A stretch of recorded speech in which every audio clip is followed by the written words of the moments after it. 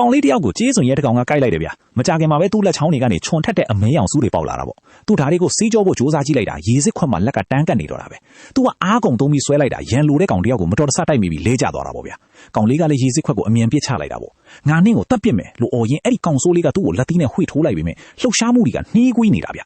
ကောင်လေးကတော့တိုက်ခိုက်မှုမှန်သမျှကိုအလွယ်တကူရှောင်တိန်ပစ်လိုက်တာပေါ့တိတ်ဆန်းဆိုပြီးအော်လိုက်သေးတယ်ဗျ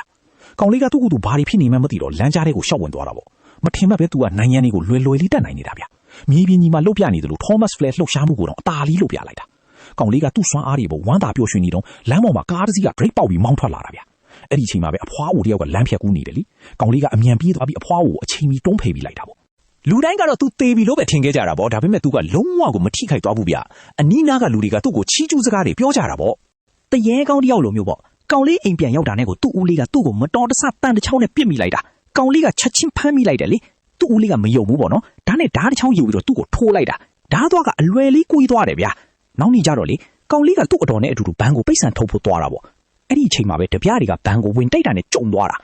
သူကတပြားတယောက်ထွက်ပြေးဖို့စူးစမ်းနေတာမြင်လိုက်တယ်ပေါ့ဒါပြီးနဲ့ဘလူးလုံးတကားကဖွင့်လို့မရဘူးဖြစ်နေတာ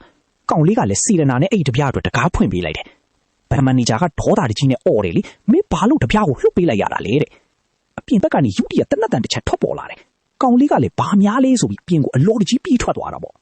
သူ့ဦးလေးကိုတနတ်နဲ့ပစ်ထားတာသူတွေးလိုက်ရတယ်ဗျသူ့ဦးလေးကလည်းသူ့ကိုကြည့်ပြီးစွမ်းအားတွေတအားကြီးလာရင်တာဝန်တွေလည်းတအားကြီးလာတာပေါ့ကွာလို့ပြောလိုက်တယ်အဲ့ဒီညကျတော့ဘီတက်ကလထိုင်တဲ့လူတယောက်ကသူ့စီကိုရောက်လာပြီးစူပါပါဝါတင်နန်းကျောင်းတစ်ခုကိုခေါ်သွားလိုက်တယ်ဗျအဲ့ဒီမှာရှိတဲ့ကျောင်းသားတိုင်းမှာလည်းထူးခြားတဲ့စွမ်းရည်ကိုယ်စီရှိကြတာပေါ့ခန္ဓာကိုယ်ကိုရာပါလို့ဆွဲဆန်းလို့ရတဲ့ကောက်မလေးတယောက်လည်းရှိတယ်နော်နန်းရံတွေကိုဖောက်လျှောက်သွားလို့ရတဲ့ကျောင်းသားတယောက်လည်းရှိသေးတယ် Storm ဆိုတဲ့သူကလည်းလျှက်စီးတွေကိုသူ့တဘောတိုင်းခေါ်လို့ရတယ်ဗျ